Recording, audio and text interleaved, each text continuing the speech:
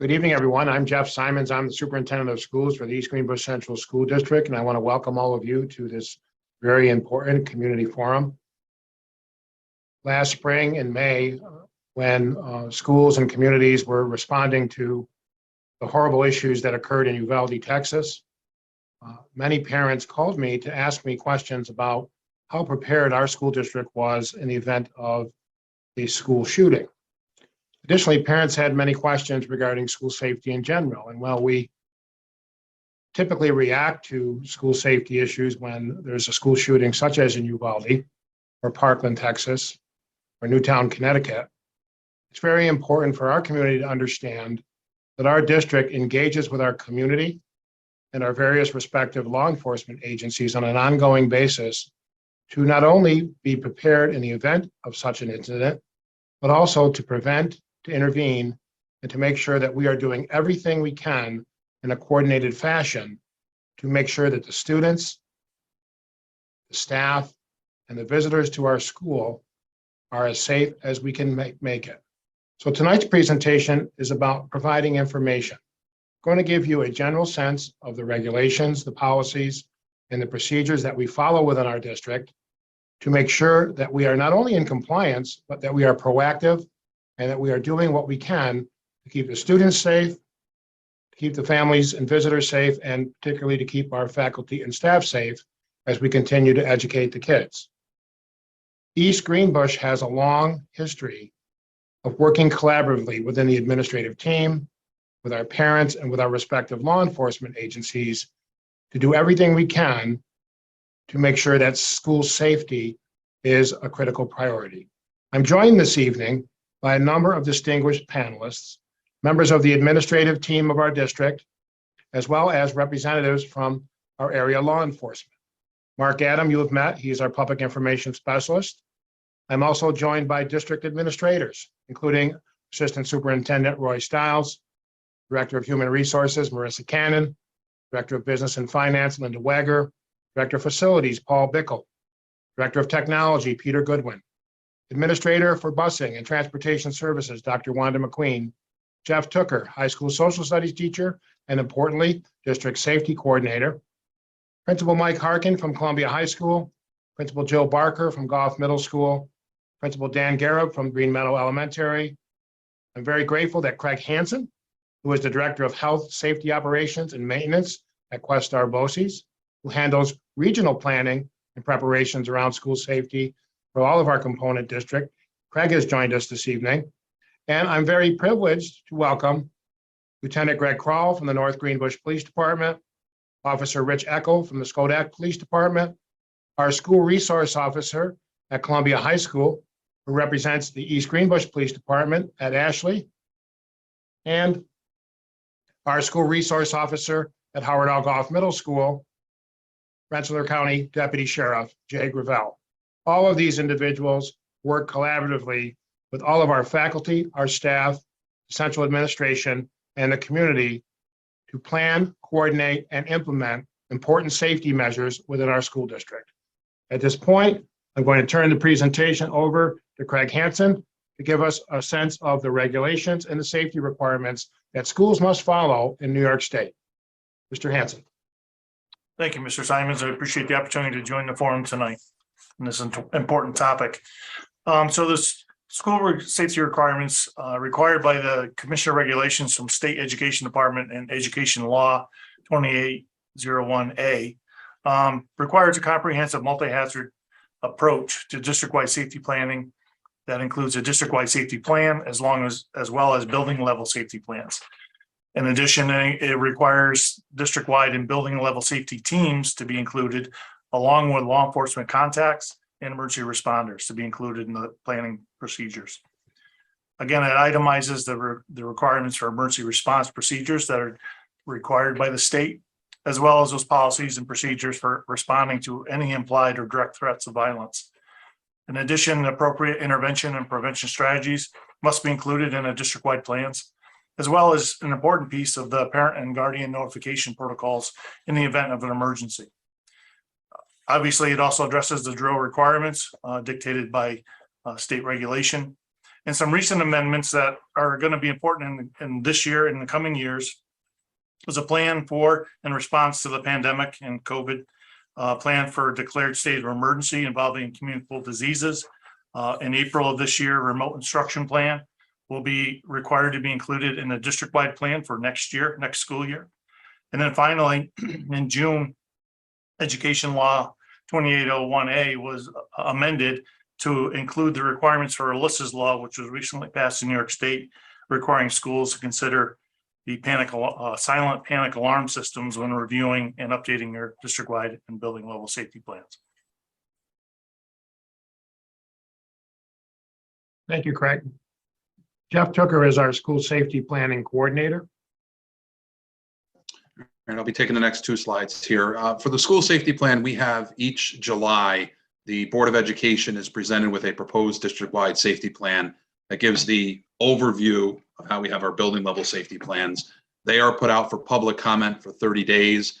And then usually at one of the board meetings in August, the Board of Education approves the district-wide safety plan. In the interim, the building level safety plans are created and the Board of Education appoints a chief emergency officer since 2016. That has been our superintendent of schools. Superintendent is responsible for ensuring the safety, security, and emergency training for all district personnel. The building level response plans, of which we have 7. We have one for Columbia, one for Goff, and one for each of the elementary schools specific to those buildings, the security related technology, the use of that technology, and then our fire drills, lockdown drills, and go home early drill that we do each year. So we do a total of 13 required drills. We do more than that as well. The district-wide safety committee does meet 4 or 5 times as needed to discuss safety initiatives as well. And also just an aside, the statewide plans are standard. So our school, East Greenbush, has the same outline as Rensselaer, as Schodack, as Guilderland, and those plans did come from East Greenbush Central Schools back in 2016. They took our plans with the permission of Superintendent Simons at the time, and we adapted those for the state. So those are the ones that are used in 700 districts across the state. The prevention and intervention strategies are age and grade specific. What we use at Columbia High School is different from what we use for kindergartners at the elementary schools. So that's in the district-wide plan. It's also in our code of conduct. You can see there's some examples of what we have. We have character education in each building. We have a district-wide code of conduct and building level specific instances for the code of conduct. We have a comprehensive bullying awareness program with our DASA coordinators. We have sex offender awareness, mentoring, internet safety, cyberbullying awareness, and then our individual safety plans that we have in the building. So everybody on this panel works together to make sure that all of those prevention intervention strategies are used each year and each month in the district. Thank you, Mr. Tooker. We're going to go back to Craig Hansen. And a little history of what Mr. Tooker just explained was a requirement of the SAFE Act back in 2000, where the state adopted the Safe Schools Against Violence in Education Act as a response to the Columbine shooting in 1999, expanded the requirements of the Commissioner regulations for school safety planning to include the multitude of these components that you see here. One I think the most important would be the code of conduct piece, where that gives the addresses the discipline within the school areas. One of the areas that you may not generally see covered in the media when there is a school safety issue is all of the compliance policies and training that we were required to make sure that we provide for our employees and in some cases for our students, our administrators, and our Board of Education. Marissa Cannon handles all of those policy and compliance trainings. She is our Director of Human Resources. Marissa? Each year, our entire faculty and staff are required by law to have an annual review of certain statutes, regulations, and policies. In addition to that, they are required to sign off indicating that they've received that policy update and acknowledge that they've gone through that training. The topics we include on opening day each year are sexual harassment policy, equal opportunity and non-discrimination, student harassment and bullying prevention and intervention, child abuse in a domestic setting, drug-free workplace policy, staff substance abuse, HIV/AIDS policy, employee code of ethics, student privacy, disclosure of wrongful conduct, computer use and instruction, school environment quality, authorized use of school-owned materials and equipment, and our energy management conservation policy.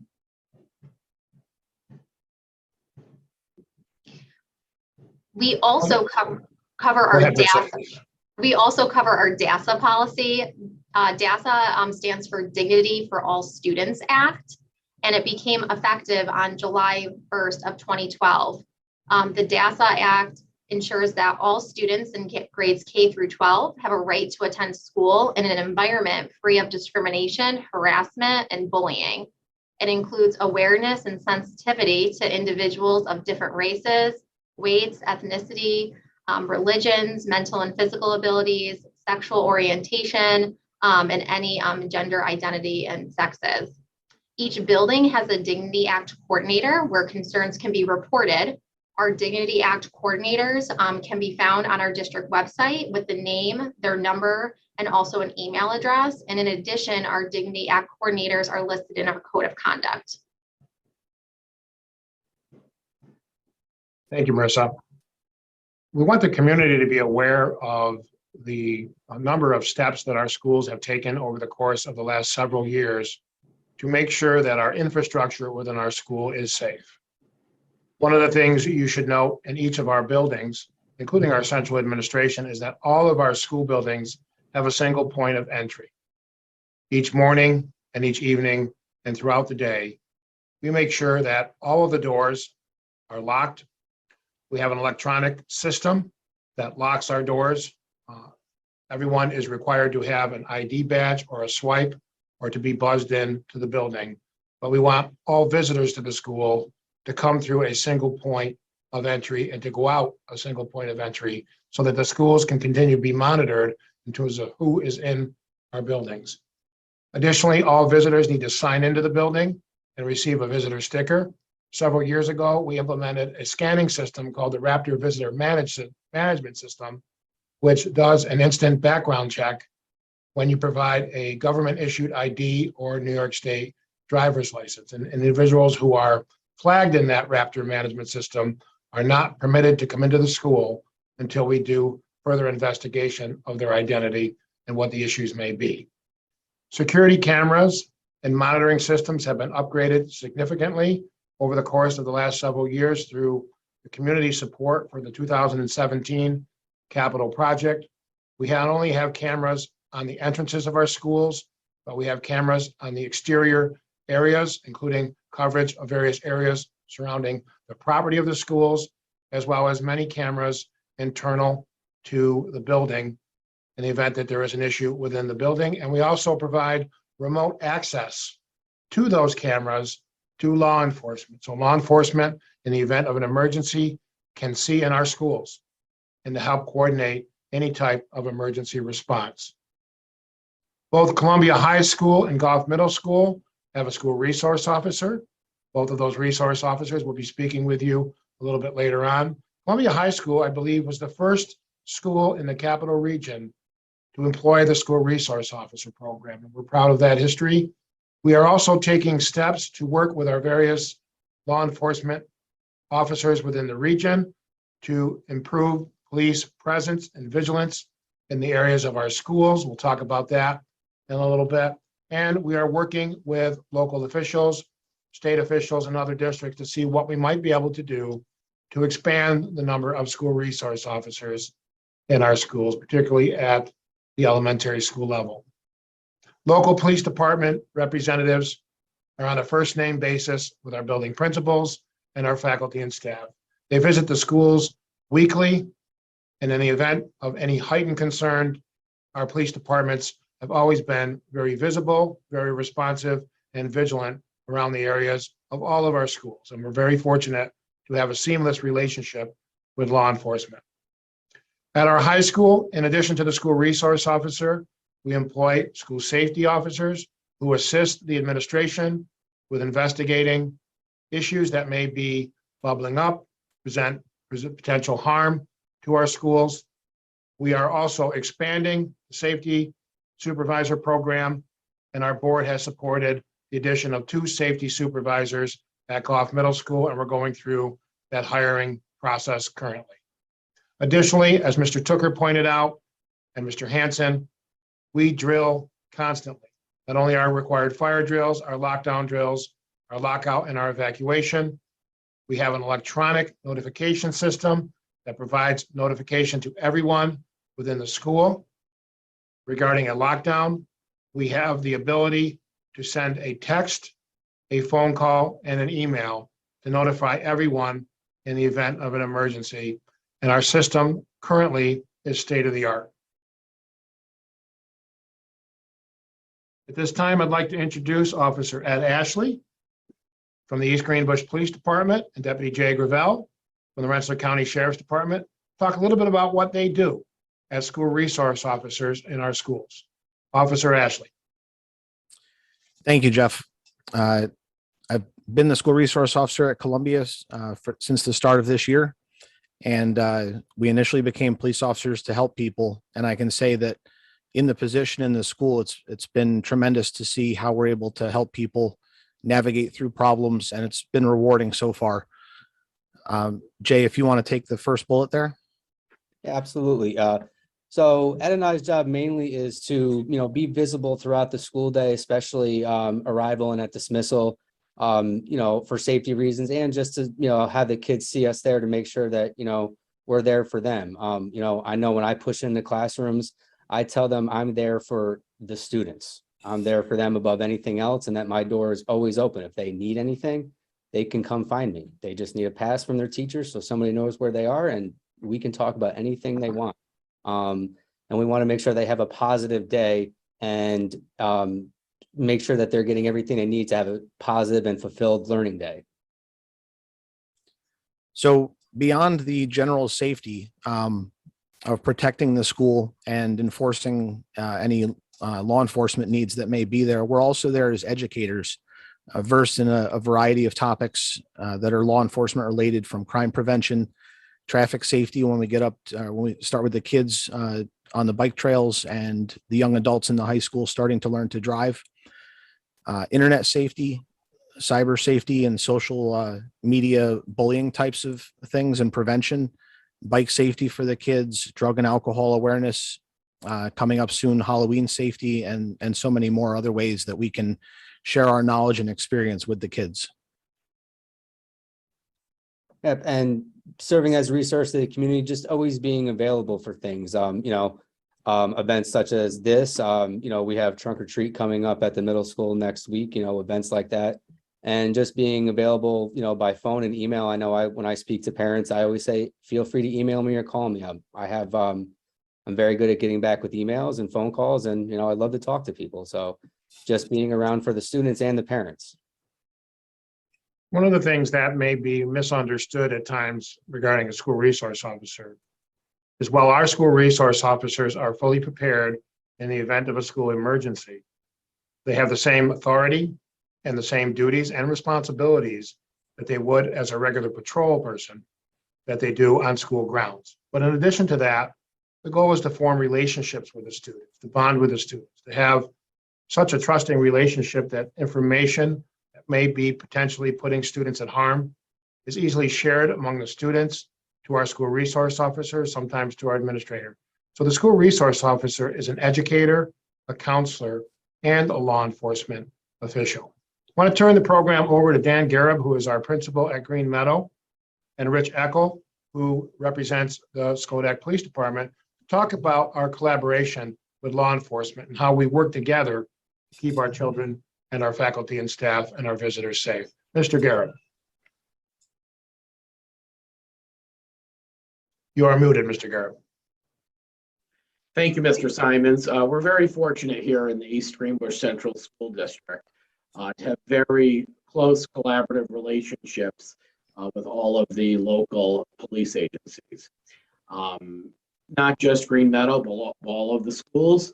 The police officers are here routinely on a daily basis, not just when there's a high profile event in the media. They are here for arrival often, dismissal. They visit our schools during the day. They participate in our drills, but they're also here for some fun activities as well, such as field day, and then some impromptu events. I'm going to turn it over to Officer Eckel now. He had some fun experiences earlier this week on the playground, and he'll actually be joining us this Friday on our TV show as an example. So, Officer Eckel. Hi, good evening, everyone. Yeah, so one of the things we try to do, I'm not speaking with just for the town of Skodak, but we try to make at least 2 to 3 stops a day in the school to do a walkthrough, get the kids to get familiar with your face, so they're not asking, why are you here? Why are you here? I'm getting a lot less of that now since, like I said, I come 2 to 3 times a day. They expect to see me now. They're always wondering if I'm not there, where am I? It's pretty fulfilling to get to come here every day. I'm fortunate enough to have a schedule where I can be here. Dan and I work great together. We always put our heads together to see how we can make things safer. I commend the East Greenbush School. Being a parent myself, they do a really good job in trying to make things as safe as possible and upgrading and making things better all the time. So I commend East Greenbush for that. And I look forward to spending a lot more time here and getting to know each one of the kids and being a positive role model for them. Thank you, Officer Eckel, and I know our kids appreciated the kickball game last week. But that's just a sampling of what occurs in the school district, and that takes place in all of our schools, and we really appreciate that opportunity. Our officers also serve on our school safety committees, and they also participate in the Rensselaer County Safe Schools Committee, which is hosted by Quest. So thank you very much, Mr. Simons. Sometimes when we see reports regarding a school emergency, often the after action report indicates that there was some kind of an issue between the law enforcement agency and the school administration, perhaps a lack of coordination or communication. One of the things that we're proud of in East Greenbush is the concerted effort we've made over the years to have the kinds of relationship, the daily communication, and the coordination with our various law enforcement agencies, including the East Greenbush Police Department, the North Greenbush Police Department, the Skodak Police Department, the Rensselaer County Sheriff's Office, the State Troopers, and the Nassau Police. At various times throughout the year, each of those law enforcement agencies involved in district discussions with me as the superintendent and our administrators. And on a daily basis, they reach out to us and ask us, what can we do to have a visible presence around the schools and to normalize the idea that police and schools are interacting together, working as partners to keep the kids safe. I want to turn the next slide to Paul Bickle, who is our director of, I think we're on, sorry, I skipped over one. I want to talk a little bit about law enforcement training because one of the questions parents might have is, are our school resource officers prepared in the event of a true emergency, such as an active shooter in the school? I'll turn it over to Officer Ashley. Thanks, Mr. Simons. So the most recent events that happened in Uvalde sparked a lot of questions about why things were done a certain way and what went wrong. And it's okay to look back at things and learn from them, what went right and what went wrong. And I wanted to let everyone know that all of our law enforcement agencies throughout our whole school district and surrounding areas, we train every year in the Advanced Law Enforcement Rapid Response Training, or ALERT, which is a research-based active shooter response training program out of this Texas State University. There is an after-action report on the Uvalde incident that's available publicly on their website, which is alert.org. But a small excerpt from that to kind of cite some of the things that went wrong.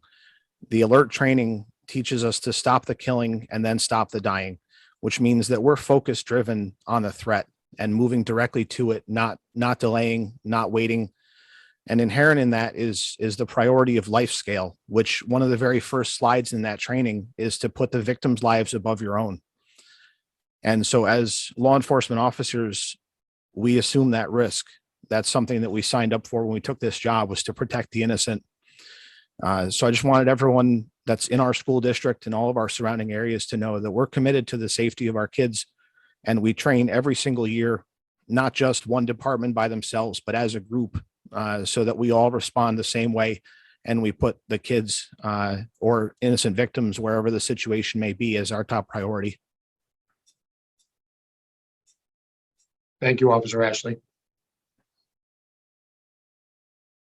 Paul Bickle is our Director of Facilities, and Peter Goodwin is our Director of Technology. We're going to spend a little time talking to you, elaborating a little bit more on some of the features of our infrastructure that we've been able to put in place over the last few years to make sure that our buildings are as safe as they can be, and that our communication technology is enhanced to be able to respond and coordinate in the event of an emergency. We'll start with Mr. Bickle.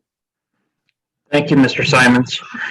At this point, we're getting close to completing our $39 million capital project to improve school safety and infrastructure.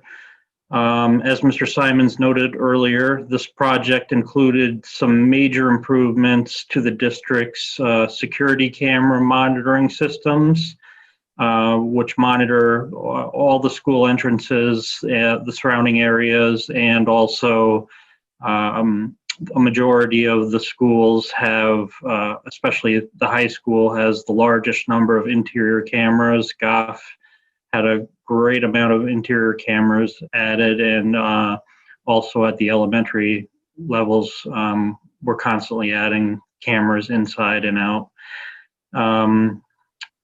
So the district also, during this process, we automated lockdown capabilities of our system. We're able to actually enable this system automatically to lock down the entire school with the push of a button on a cell phone, a desktop computer, or a code that any staff member throughout the building can actually punch into their phone in their classroom or in any room to automatically put the schools into lockdown mode. Some schools still have to literally physically go around and lock the doors manually with keys, while our systems are automatic and instantaneous, and they secure the doors instantaneously, so we don't have to worry about that. We can focus on more important things, like the actual safety of the students and staff. Also, Mr. Simons mentioned earlier, the district took on a new system which checks the visitor IDs of incoming people before they're let into the building. It's called the Raptor Visitor Management System. So this system actually requires a physical ID and does a quick background check to see if somebody has any history, and if not, they are issued a sticker which allows them into the building. I'm going to hand the rest of the slides off to our Director of IT, Peter Goodwin. Thank you. Of course, the district has a Chromebook one-to-one program for students, and we're vigilant in trying to keep the students as safe as possible while they're accomplishing their schoolwork online using the computers. We deploy a platform by the name of GoGuardian, and GoGuardian is able to monitor and filter what's going on online, the traffic online, and it has an alert system that would send a text to principals and to other designated people in the case of any kind of violent content or an indication that there might be possible self-harm based upon what students are browsing. Another technique that the district deploys is an anonymous tip line. There's a link on the district webpage, and anyone may use that link to report any instances of bullying, violence, threats, or anything like that. We're looking to enhance that ability through a system being made possible through a grant from Questar, called Stop It. So that would greatly enhance our ability to anonymously report these kinds of instances. And also recently, the district has installed a number of vape detectors. And the vape detectors have been very successful in helping us identify situations where students may have brought vape devices into school and are using them. Thank you, Mr. Bickle, and thank you, Mr. Goodwin. Safety on the school bus is obviously critically important. It's important to get our kids to school safe and to return them home to you as safely as we can. I'm going to ask Dr. Wanda McQueen, who has started as the Administrator for Transportation Services. We had her start on the first day of school, overseeing our operation of 102 buses, and Linda Wager, who's our Director of Business and Finance, who's been actively involved in making sure that we can deploy resources to keep our buses safe. Dr. McQueen. Thank you, Mr. Simon. The East Greenbush Transportation Team's #1 priority is safety. Our team of mechanic provides on-site maintenance of our fleet. Each bus must pass 2 New York State DOT inspections each year, and our district's New York State safety rating is 98%. All bus drivers hold a valid CDL with school bus endorsement, and they undergo physical performance, defensive driving, and behind-the-wheel tests supervised by certified 19A trainers who are also employed by the district. We hold drills for both students and bus staff throughout the school year. Drivers conduct school-wide emergency evacuation drills in coordination with emergency response agencies annually. Students participate in 3 bus drills each year. This helps them to learn how to safely evacuate the school bus based on specific emergency scenarios. All of our buses have cameras installed that include both audio and video recording. Cameras help us to monitor the interior of the bus. During the 21-22 school year, we upgraded our routing software. This new upgrade allows us to access student emergency contact information quickly, use geocoding to support more efficient routing, and improved our GPS so that we could track bus routes in real time, including the bus's speed and location. Now I'm going to turn it over to Linda to share some exciting new programs that this new software will support. Thank you, Dr. McQueen. As a result of the upgrade of our Route Finder system, we also installed GPS equipment on all of our bus fleets during the year, last year. This installation of equipment is allowing the district to implement this school year a couple of new programs. The first is called the Student Finder, and this is a system that will track student ridership. Students will be given an ID card that will register them as they enter the bus. The second program that we're looking at installing this year is called the Stop Finder, and I think this will be very helpful for parents. This is a parent app that can be downloaded onto your phone, and it will track in real time the location of your child's bus. So if the bus is running late, you can just get onto the Stop Finder app, see exactly where it is, when it will be there.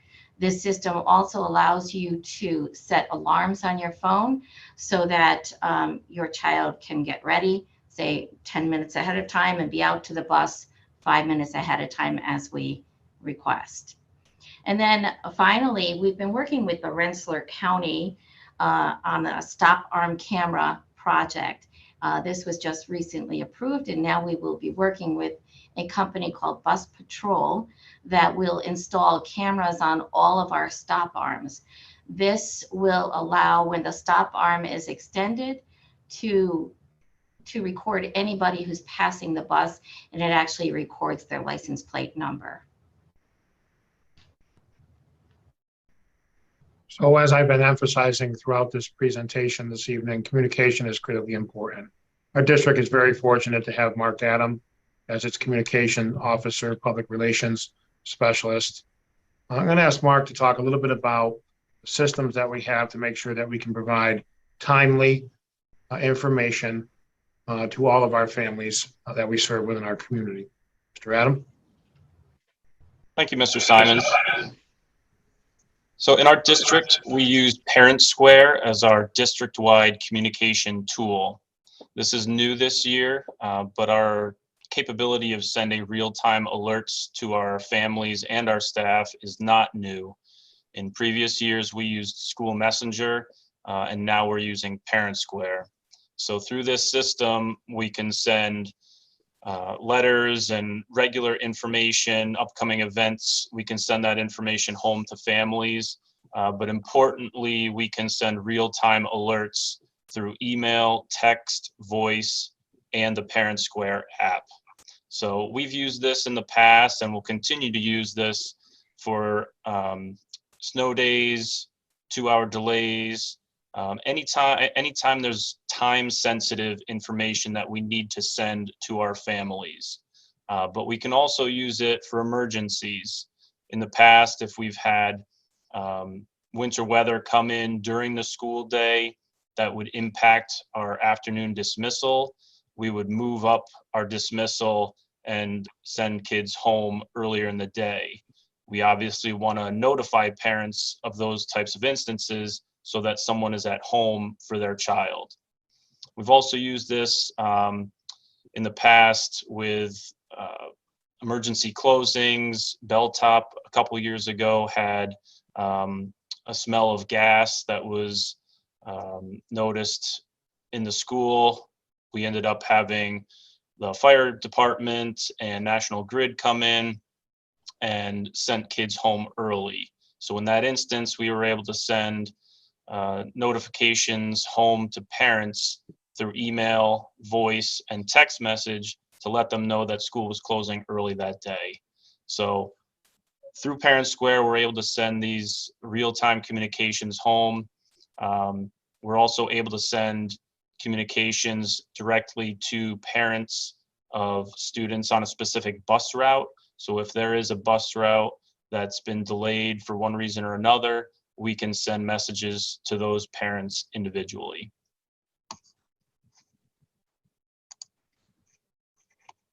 The mental health of our students has been a very important priority over the course of the last several years. Several years before the pandemic, our district was recognized by state organizations, including the New York State Office of Mental Health and the New York State Office of Suicide Prevention, for our work in training staff and making families aware of indicators that students may be experiencing mental health challenges. This is an ongoing effort. We continue to see issues that we need to be as prepared and supportive and responsive as possible. Roy Stiles is our new Assistant Superintendent for Instruction and Curriculum. He oversees many of the program development initiatives that are in place to provide supports for students, not only academically, but through their social emotional needs. Mr. Stiles. Thank you, Mr. Simons. So we work with local and state organizations such as Rensselaer County Mental Health Services, the New York State Office of Prevention and Health Initiatives, and the National Alliance on Mental Illness to address mental wellness in our schools. We use those organizations for trainings for staff and presentations for students on an array of topics. All of our schools have school psychologists, school counselor, and social worker on staff. Columbia High School and Goff Middle School have a mental health satellite clinic operated by the Rensselaer County Department of Mental Health.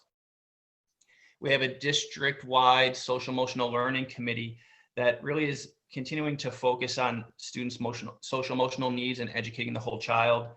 We discuss professional development, that staff may need. We look at our practices in all of our schools and district-wide regarding student social emotional learning and how we can make sure we're meeting the needs of all of our students. And then we're always continuing professional development for staff with a focus on mental health. Some examples are trauma-informed classrooms, improving relationships with students, and practicing self-care to manage stress and prevent burnout.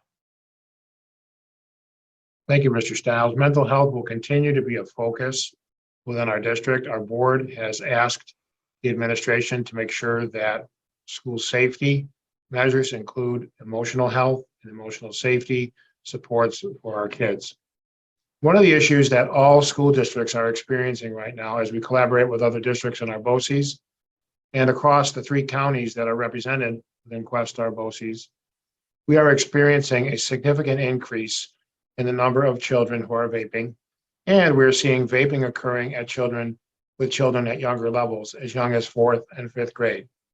So I'd like Lieutenant Greg Kroll from the North Greenbush Police Department, with some assistance and support from Mrs. Barker, our middle school principal, and Mr. Harkin, our high school principal, talk a little bit about what's occurring with vaping and what parents need to know about the dangers of vaping and the health risks that their children may be experiencing from being involved in this very unsafe activity, which seems to be a growing trend. Lieutenant Kroll. Thank you, Mr. Simons. I enjoyed looking into this a little bit. My expertise, past career, I was a respiratory therapist, so anything involving the lungs does interest me. So one of the things I did as I looked into this was I contacted Carrie Marble, who works for Craig Hansen at Questar, and she has a great deal of knowledge through some training classes she's been to, some out-of-town training even, that covered a lot of the topics involving vaping, and it is an absolute tremendous amount of information. I have 2 slides here, so keep it pretty basic. I'll primarily look at nicotine vaping, but there's also vaping of marijuana, synthetics laced with heroin, fentanyl, which is a whole much more information to look at. But you think about the presence of vaping, some of the statistics I found were 1 in 4 youths vape daily. That's about 2 million youth vaping every day. And some of that's associated to the increase due to the pandemic. Kids had a great deal of time by themselves. They could experiment with different things, and that turned into more of an issue.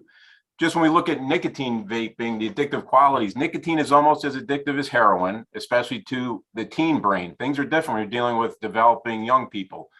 Nicotine is actually different than traditional cigarettes, as it is a salt nicotine, which crosses the blood-brain barrier differently than traditional nicotine does. Nicotine salt is actually formed from nicotine and an acid. So you're dealing with a little different situation than normal. Most disposable vapes, now keep in mind, vapes on the screen, you can see some shapes of different vapes. They can look like highlighters, they can look like USBs, they can be very small, so detecting them can be difficult. But most disposable vapes contain massive doses of nicotine. One disposable vape can contain up to 800 puffs, which that's equal to 3 or 4 packs of cigarettes. So the addiction, I mean, they're getting such high concentrations when they are vaping.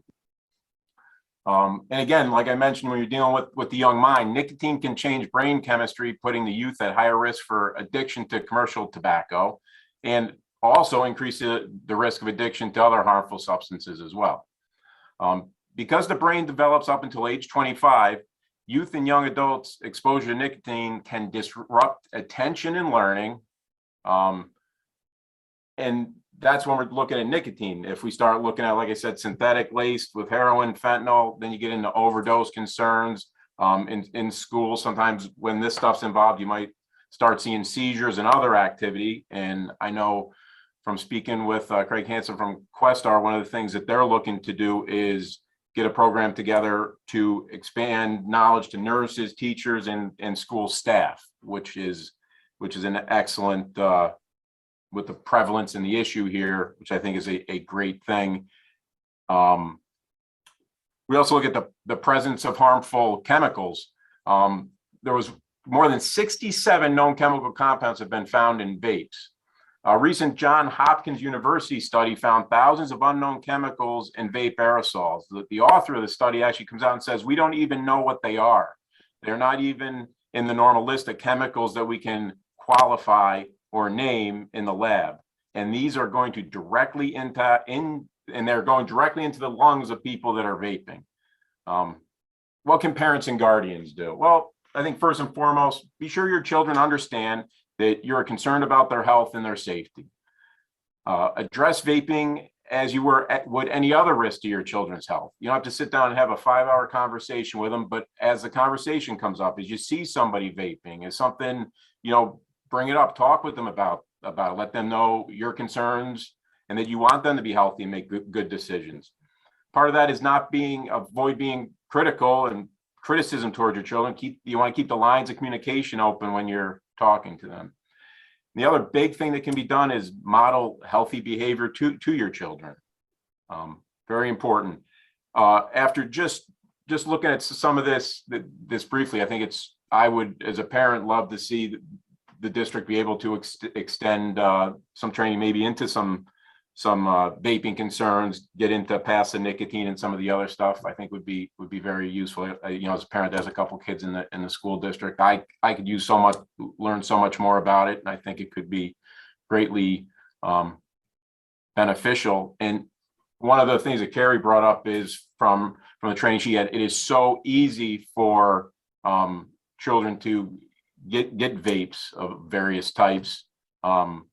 It's actually people selling nicotine vapes. They can't sell it to anyone under the age of 21, but it's very easy to get it online and through other means. So it is very prevalent, even if we don't feel like we're seeing it every day. It is out there, and it's very difficult to detect at times based on the shape, size, and design of the vapes.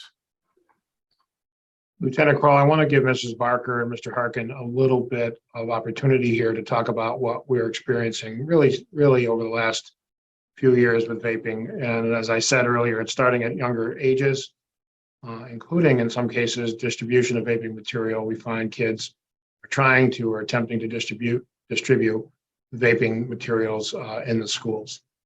So Mrs. Barker, just briefly, and Mr. Harkin, just briefly, just give a sense of some of the challenges around this and what we're experiencing in the district and how parents can help us. Definitely at the middle school over the last couple of years, we've definitely seen an increase of students having vapes on them, increased frequency of smelling of vapes in the bathrooms. As Officer Kroll suggested, it's very difficult to find the vapes because they're so small in size, and obviously we don't do searches on students. And so far this year, we have not had any major issues with it, but certainly last year we had quite a few.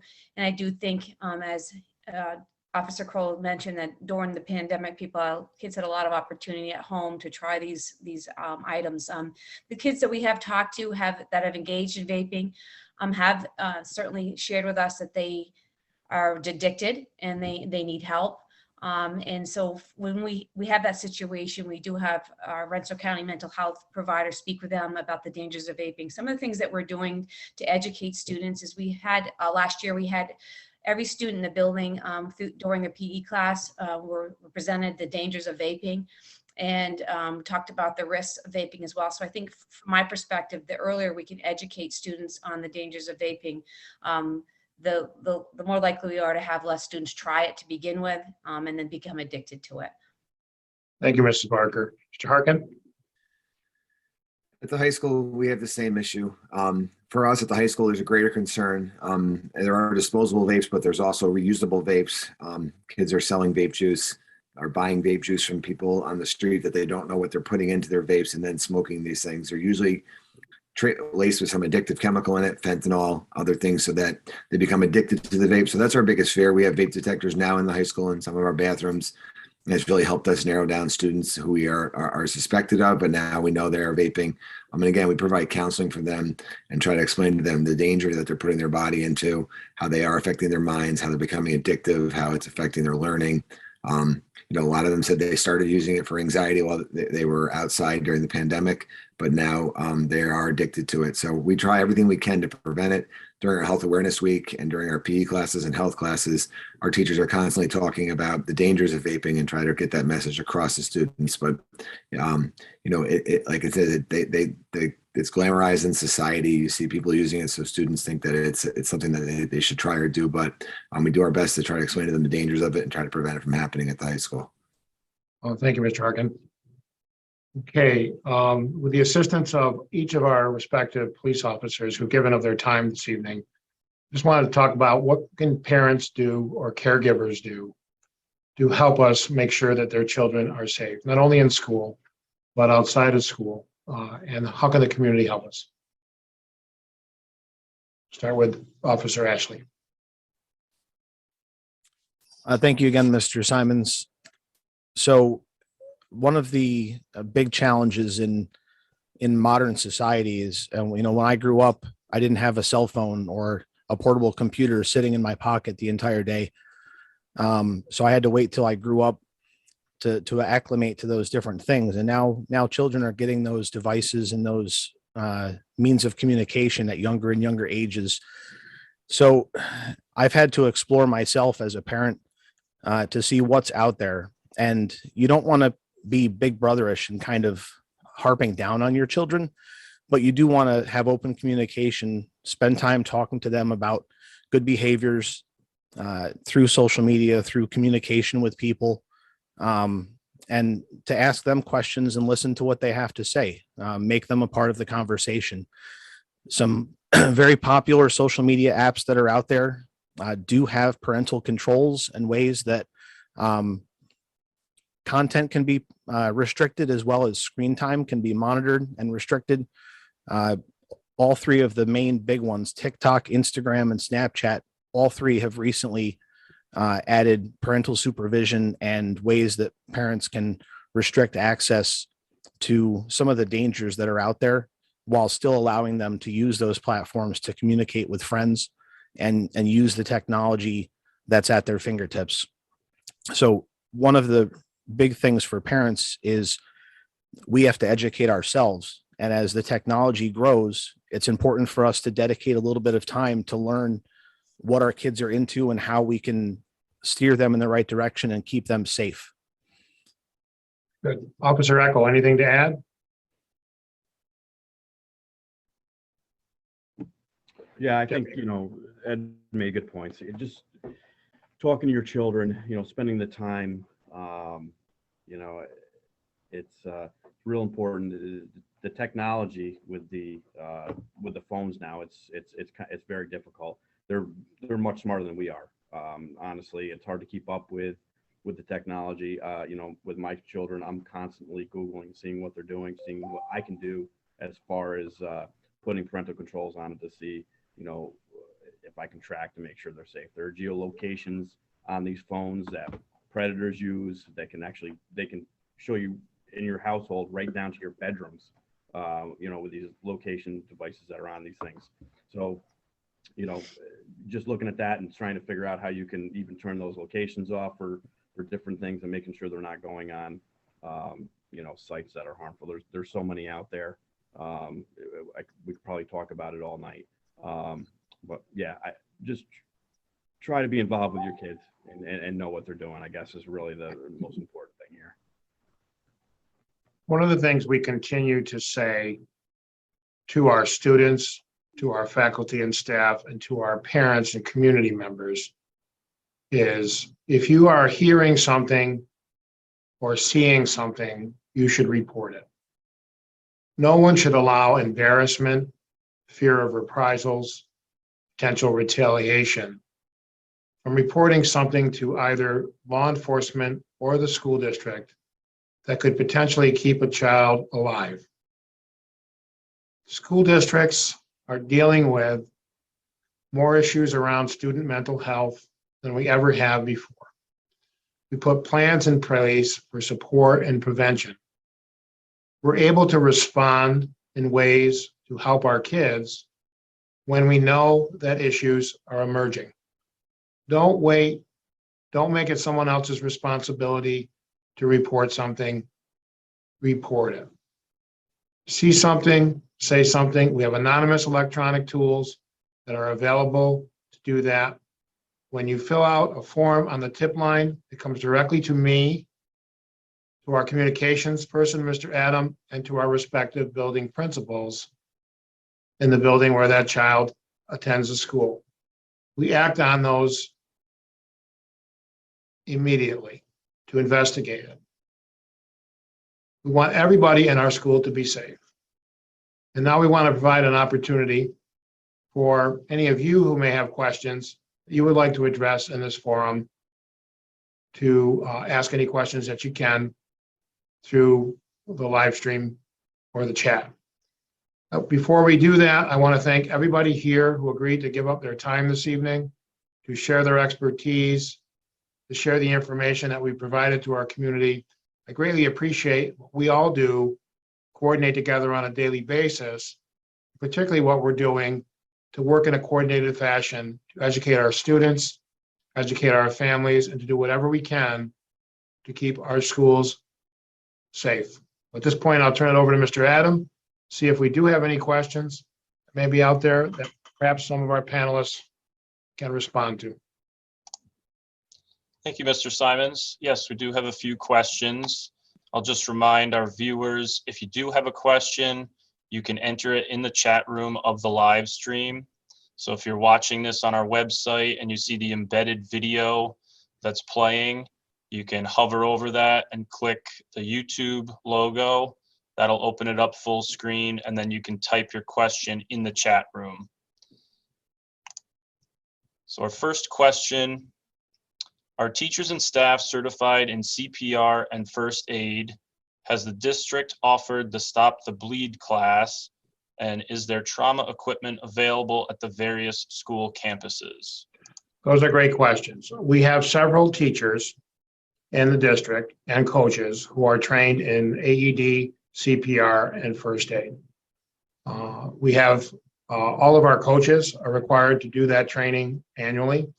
And many of our extracurricular advisors who are teachers participate in that training as well, among other teachers. So we have a number of staff in every building that are trained in first aid, CPR, and AED.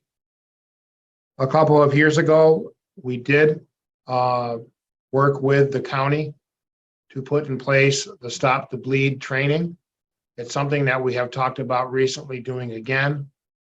And as part of that program, we do have available the tourniquets and the supply in order to be able to do that. I'm going to kick that question over to Craig Hansen because I think there are some regional discussions about making sure that our new folks are trained again in that Stop the Bleed program, something that has come up in some of our county meetings. Craig? Yes, Mr. Simons. Yes, we have the availability. We have Stop the Bleed trainers on board with us and the kits. So it's readily available if any district wants to add that additional training feature to a staff development day. In addition to the CRACE training that Officer Ashley mentioned too, the alert trainers are also able to do the Stop the Bleed training as well. Thank you, Craig. Great questions. Other questions, Mark? Mr. Simon, Yes, Mark, Mr. Harkin. I'd also like to mention too that I know at the high school in all of our AED kits, there is a Stop the Bleed tourniquet along with Narcan. And I believe that's district wide that we have those attached to all our AEDs. I know that in our meetings with the county health department, as we have shifted to a different approach to COVID, some of these other topics around Narcan have come up. Our district does have a Narcan policy. We have people trained to be able to administer Narcan in the event that there is an overdose. Our county, among other areas, is experiencing significant issues with opioids and other overdose issues, and it's something that we've been asked to make sure that we have a policy, that we have the supplies and materials, and that we have people that are trained, and we have been doing that. Thank you, Mr. Harkin, for that reminder. Okay, next question. When was the last time an MCI drill was conducted involving police, fire, and EMS personnel? And then I would just add to that, what is the involvement of law enforcement in both our school safety drills, and then do they drill independently at our schools? In all cases where we are having our lockdown drills, the law enforcement agencies are involved. And it is our procedure to make sure that they're involved. It is our procedure that they make sure that we do not lift the lockdown drill until such time as the police department indicates that it is safe to do so. I don't know if any law enforcement officers want to talk about that. Additionally, we have made facilities available for the police department to do independent training. I'll let our police officers talk about what types of training they do outside of school. But in case of our drills, our law enforcement is always involved. Anyone want to comment on the drills that you do outside of school? Yeah, Mr. Simons, this is Officer Eckel. We do training every year with our shared services. That's the local law enforcement agencies in regards to active shooter. We do that every year. And we also, with our shared services, we actually attend all the different schools, all these Greenbush different schools, to make sure everybody's familiar with the layouts of the schools in case we have to respond in case of emergency. If there was an emergency, you're going to see a large amount of law enforcement from everywhere coming, to respond. I just want to make it known too. I know the Uvalde thing was a big. There was a lot of things on TV. I'm not sure what was true. I wasn't there. I can't speak for it. But the way we train up here, if there's something in that school that wants to do harm, we are going into that school immediately. We're not waiting for people. If I'm here by myself, I'm going in by myself, and that's the way we train. So just want to make sure that everybody understands that we're. And even when we are enabled to lock down, our law enforcement agencies have ways to get into our building instantaneously. And we'll leave it at that.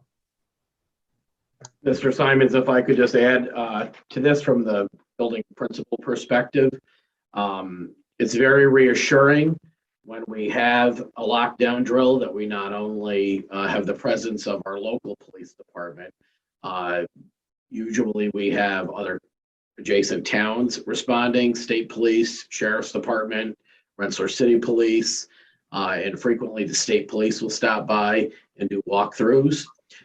Many of our fire departments have also conducted walkthroughs of the buildings, not only on Fire Prevention Day, but after school hours, where they have viewed the layout of the building, checked where hazardous chemicals may be located, emergency shutoffs, utilities, those types of events. So there is a lot of close coordination with the local emergency services, not just law enforcement. Right. One thing I forgot to add earlier is all of the fire and smoke alarm systems, with the exception of the high school, have been upgraded and replaced over the last 6 years. And the high school is scheduled to be replaced this year. So we have new equipment, new fire alarm smoke detection systems, fully in compliance with everything in terms of our emergency response detection systems. Hey, Mark? We had a follow-up question to the last one, and it was, would an SRO from either Columbia or Goff leave those schools in the event of an active shooter or another incident at an elementary school? What you're going to see in the event that there were an active shooter, it would not only be the resources officers involved, it would be all hands on deck, all 5 or 6 jurisdictions coming to East Greenbush to respond to that emergency. There's an interagency team among the law enforcement agencies that serve our district that meet on a regular basis, that coordinate this type of training and response. So you would not only see the resource officer leaving a particular building in the event that that was necessary, you would see a team of people coming from the various law enforcement agencies and emerging on the building. I'll ask Lieutenant Kroll or Officer or Deputy Sheriff Gravel to add some comments. Yes, Mr. Simons, we have East Greenbush, North Greenbush, Skodak, City of Rensselaer, City of Troy. We all have a shared service agreement besides the Sheriff's Department, which is always there, and the State Police. We don't have to wait to be called to a scene anywhere in those areas, a critical incident. We're automatically able to respond directly to those. So you have all agencies immediately responding to a critical incident, be that a school, a business, or some other issues. So, and like was brought up earlier with the lockdown drills, I coordinated with Mr. Mahar at Belltop School lockdown drill earlier this week, and we had all those agencies responding. Officer Eckel was there. We had East Greenbush there. All those agencies come just to the lockdown drills, just become familiar with the schools. And so if they do respond, not only do they know where the school is, but they're familiar with the inside of the school. So that is a big focus of the district and the local agencies all working together. Sometimes in these events that occur outside the area, you see issues where it's the first time that the police department and the school district have ever really communicated around school emergency issues at the time of the emergency. And I can tell you that for several years, all of the law enforcement agencies that serve our district have been actively involved in planning. We're all on a first name basis.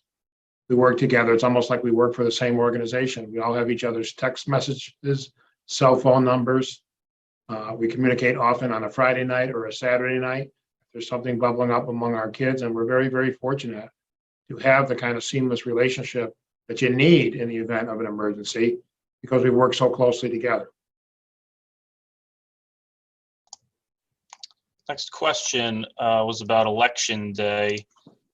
How are we keeping students safe on voting days when the public has the ability to come into our schools?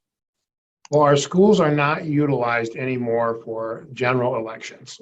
The only elections that we have in the schools right now are on the school budget vote. And Mrs. Wager comment, but we are looking at ways to change some of the locations and the procedures to make sure that even in a school budget vote day or board election day, that there isn't general access of community visitors to the classrooms or in any way can get to the general areas where the kids are.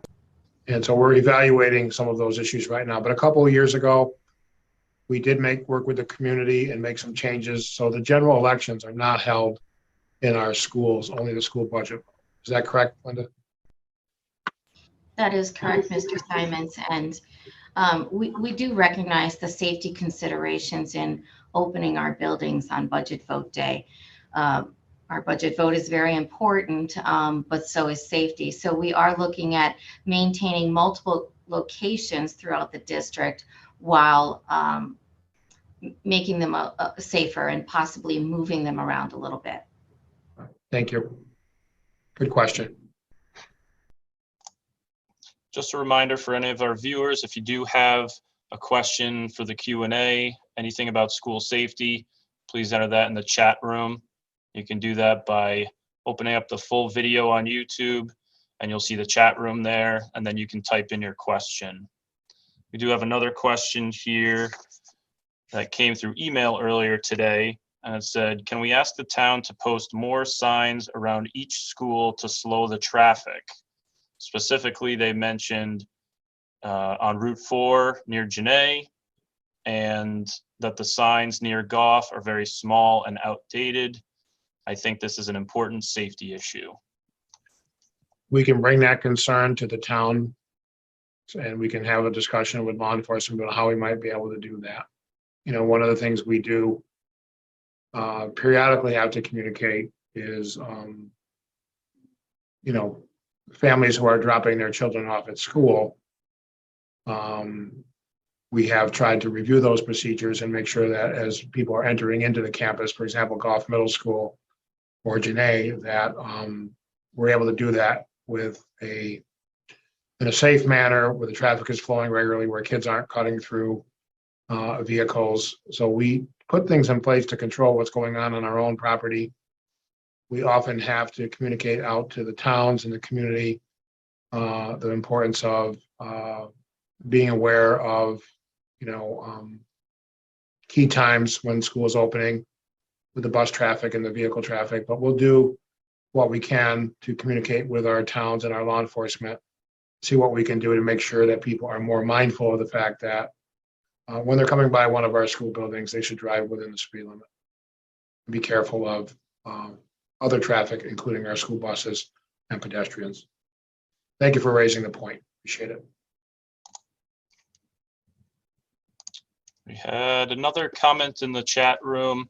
Someone who's brand new to Belltop, they dropped off their child the other day and noticed that the front door was open. They asked, is there typically a police presence? And they were alarmed that the door was open. Okay. We'll have to review that issue with the building principal and we'll discuss it with the building principal. Typically, we would want the doors closed unless there's supervision. Sometimes there's supervision out there as the kids are entering into the building, then the door might be open for a brief period of time. I'll try and get some more information on the day and time that was. Right. Depends on the time of day. Mr. Simons, I'm happy to add a little just general information. I don't know about that specific case. But the elementary school offices open at 8 o'clock. However, GCC, Greenbush Childcare, their program starts before that. So if it's before the office hours for our school staff is here, the exterior door is unlocked and people can enter the vestibule, but they cannot get into the school building. And then there is essentially a doorbell that the parents of the GCC students ring, and then a GCC staff member goes to the door and lets them in. So that may have been the case referenced there. I'm not certain, but I thought that information might be helpful. It was. Thank you, Mr. Garrett. I appreciate that. One thing I will point out is in our safety trainings that we do, that Mr. Tooker does a number of them, we do include GCC employees, and the director of the GCC program also serves on our safety committee. Mr. Simons, that was it for our questions. Okay, well, I appreciate everyone in the community who participated in this. I appreciate our panelists for, again, giving of their time and their expertise. Is there anything anyone on our panel would like to share for the good of the order as we wrap up what we hope will be something that we will record, we will distribute, and we'll make sure that those people that did not have an opportunity to participate live in the forum this evening have an opportunity to watch the forum on their own time. Anything anyone would like to add? Mr. Simons, one thing I would add, just for the parents and for the community, if they have a question, they want to talk to the local police here, it doesn't have to be a crime or major issue to come talk to the police. If they have a question they have or something they want to talk about, just stop by. We can have them speak with an officer or somebody and just answer any questions or discuss something. Again, it doesn't have to be anything major to talk to your police. I appreciate that, Lieutenant Colonel. Thank you so much. Again, I want to thank everybody for being here this evening. I appreciate that. We are very fortunate in East Greenbush School District to work with such fine law enforcement agencies. I think the community, both internally within the district as also our towns, are very mindful of the value of our schools. Everyone is investing time to make sure that the schools are safe, and we work in very close partnership to keep the kids safe and to keep everyone in our schools out of harm's way. Thank you all for being here this evening. Have a great evening, and we look forward to a continued great school year and continuing to provide not only for the academic success of our kids, but to make sure that our kids are well taken care of. Thanks, and have a good evening.